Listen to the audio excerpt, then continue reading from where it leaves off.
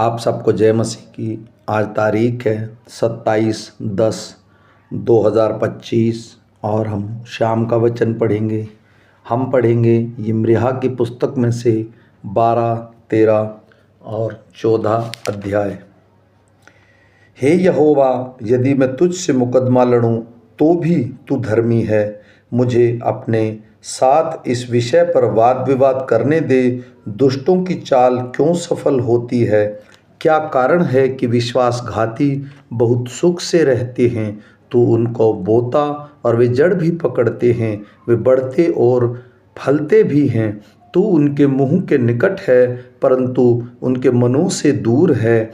हे यहोवा, तू मुझे जानता है, तू मुझे देखता है और तूने मेरे मन की परीक्षा करके देखा कि तेरी ओर किस प्रकार रहता हूँ। जैसे भेड़ बकरियाँ घात होने के लिए झुंड में से निकल जाती हैं, वैसे ही उनको भी निकाल ले और वध के दिन के लिए तैयार कर।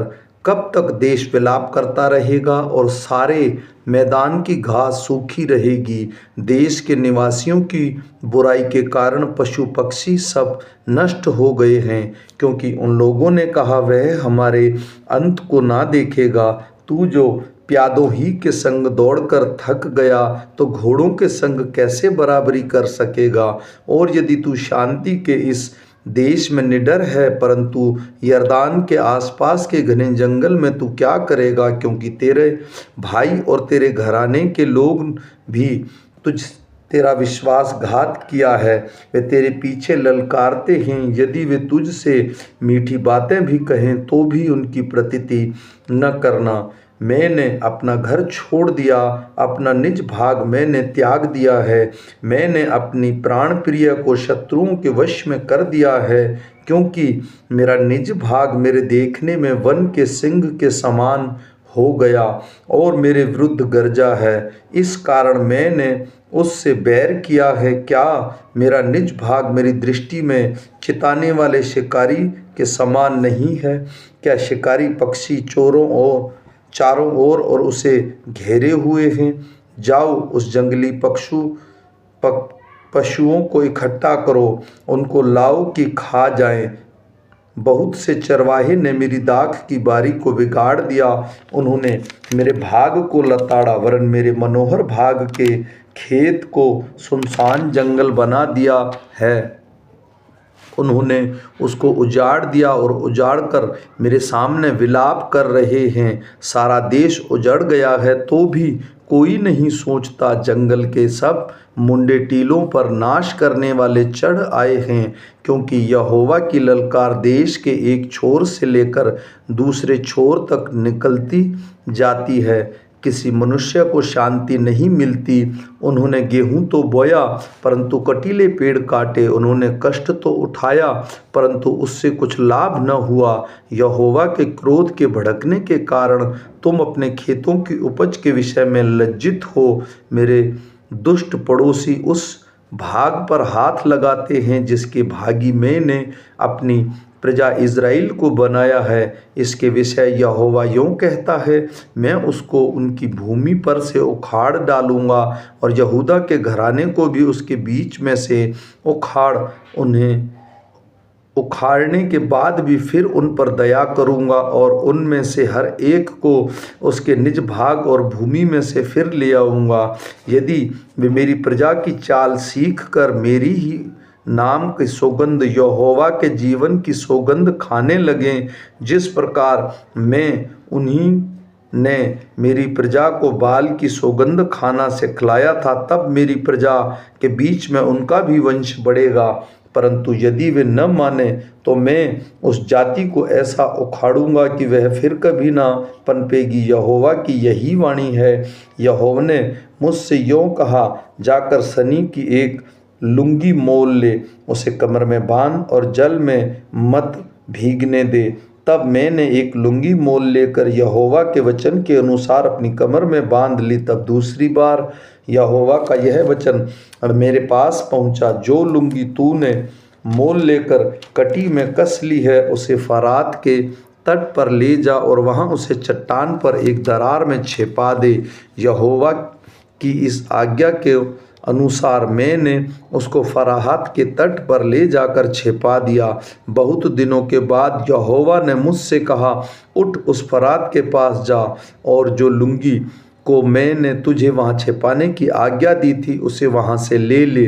तब मैं फरात के पास गया और खोदकर जिस भूमि में मैंने लुंगी को छिपाया था वहाँ से उसको निकाल लिया, और देखो लुंगी बिगड़ गई, वह किसी काम की न रही। तब यहोवा का यह वचन मेरे पास पहुंचा, यहोवा यूं कहता है, इसी प्रकार मैं यहूदियों का गर्व और यरूशलेम का बड़ा गर्व नष्ट कर दूंगा। इस दुष्ट जाति के लोग जो मेरे वचन सुनने से इनकार करते हैं, जो अपने मन के हठ पर चलते दूसरे देवताओं के पीछे चलकर उनकी उपासना करते और उनको दंडवत करते हैं, वे इस लुंगी के समान हो जाएंगे जो किसी काम की नहीं रही। यहोवा की यही वाणी है कि जिस प्रकार मैंने लुंगी की कमर में से कसी जाती है, उसी प्रकार से मैंने इज़राइलियों के सारे घराने और यहूदा के सारे घराने को अपनी कटी में बांध लिया था कि वे मेरी प्रजा बने और मेरे नाम और कीर्ति और शोभा का कारण हो, परंतु उन्होंने न माना। इसलिए तो उनसे यह वचन कह, इज़राइल का परमेश्वर यहोवा यूं कहता है, दाखमधु के सब कुप्पे दाखमधु से भर दिए जाएंगे। तब वे तुझसे कहेंगे, क्या हम नहीं जानते कि दाखमधु के सब कुप्पे दाखमधु से भर दिए जाएंगे?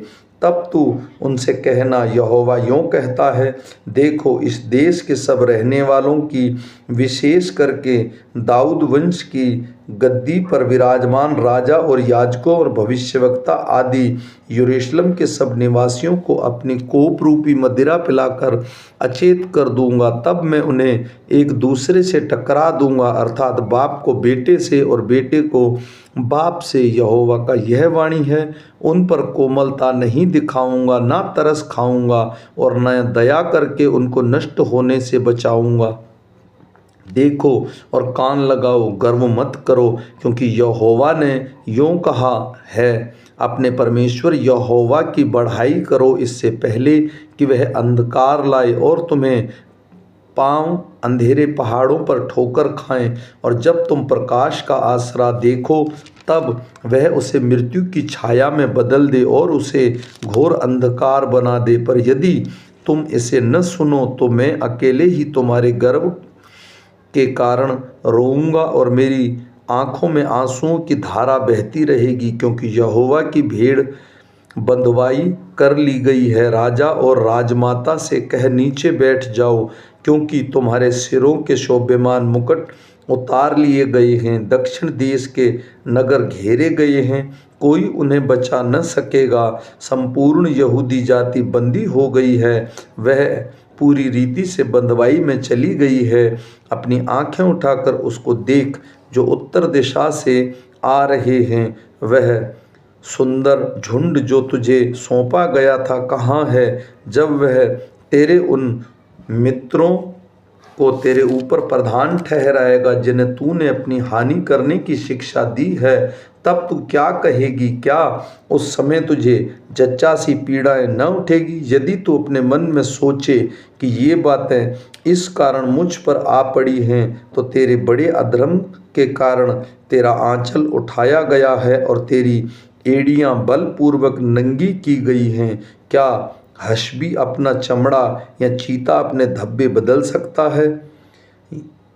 यदि वे ऐसा कर सके तो तू भी जो इस बुराई करना सीख गई है भलाई कर सकेगी। इस कारण मैं उनको ऐसा तितर बितर करूँगा जैसा भूसा जंगल के पवन से तितर बितर किया जाता है। यहोवा की यही वाणी है, तेरे हिस्सा और मुझसे ठहराया हुआ तेरा भाग यही है, क्योंकि तूने मुझे भूलकर झूठ पर भरोसा रखा है, इसलिए मैं भी तेरे आंचल तेरे मुंह तक उठाऊंगा।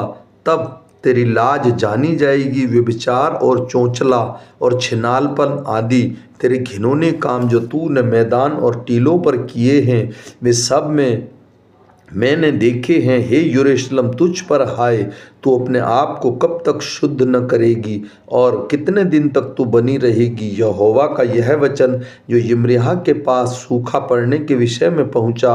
यहूदा विलाप करता और फाटकों में लोग शोक का पहरावा पहने हुए भूमि पर उदास बैठे हैं, और यरूशलेम की चिल्लाहट आकाश तक पहुँच गई है। उनके बड़े लोग उनके छोटे लोगों को पानी के लिए भेजते हैं, वे गड्ढों पर आकर पानी नहीं पीते, इसलिए छूछे बर्तन लिए हुए घर लौट जाते हैं। वे लज्जित और निराश होकर सिर ढांप लेते हैं। देश में पानी न बरसने से भूमि में दरार पड़ गई है, इस कारण किसान लोग निराश होकर सिर ढांप लेते हैं। हिरणी भी मैदान में बच्चा जनकर छोड़ जाती है, क्योंकि हरी घास नहीं मिलती। जंगली गधे भी मुंडे टीलों पर खड़े हुए गीदड़ों के सामान हाँफते हैं। उनकी आंखें धुंधला जाती हैं, क्योंकि हरियाली कुछ भी नहीं है। हे यहोवा, हमारे अधर्म के काम हमारे विरुद्ध साक्षी दे रहे हैं। हम तेरे संग छोड़कर बहुत दूर भटक गए हैं, और हमने तेरे विरुद्ध पाप किया है। तो भी तू अपने नाम के निमित्त कुछ कर। हे इज़राइल के आधार, संकट के समय उसका बचाने वाला तू ही है। तू क्यों इस देश में परदेसी के समान है? तू क्यों उस बटोही के समान है जो रात भर रहने के लिए कहीं टिकता हो? तू तो एक विस्मित पुरुष या ऐसे वीर के समान है जो बचा न सके। तो भी हे यहोवा, तू हमारे बीच में है और हम तेरे कहलाते हैं, इसलिए हमको न तज। यहोवा ने इन लोगों के विषय में यूँ कहा है, इनका ऐसा भटकना अच्छा लगता है, ये कुकर्म में चलने से नहीं रुके, इसलिए यहोवा इनसे प्रसन्न नहीं है। वह इनका अधर्म स्मरण करेगा और इनके पाप का दंड देगा। फिर यहोवा ने मुझसे कहा, इस प्रजा की भलाई के लिए प्रार्थना मत कर। चाहे वे उपवास भी करें तो भी मैं इनकी दुहाई न सुनूंगा, और चाहे वे होम बलि और अन्न बलि चढ़ाएं तो भी मैं उनसे प्रसन्न ना होऊंगा। मैं तलवार, महंगी और मरी के द्वारा इनका अंत कर डालूंगा। तब मैंने कहा, हाय प्रभु यहोवा, देख, भविष्यवक्ता इनसे कहते हैं, न तो तुम पर तलवार चलेगी और न महंगी होगी। यहोवा तुमको इस स्थान में सदा की शांति देगा। तब यहोवा ने मुझसे कहा, हे भविष्यवक्ता, मेरा नाम लेकर झूठे भविष्यवाणी करते हैं, मैंने उनको न तो भेजा और न कुछ आज्ञा दी और ना इनको कोई भी बात कही। वे तुम लोगों के दर्शन का झूठा दावा करके अपने ही मन से व्यर्थ और धोखे की भविष्यवाणी करते हैं।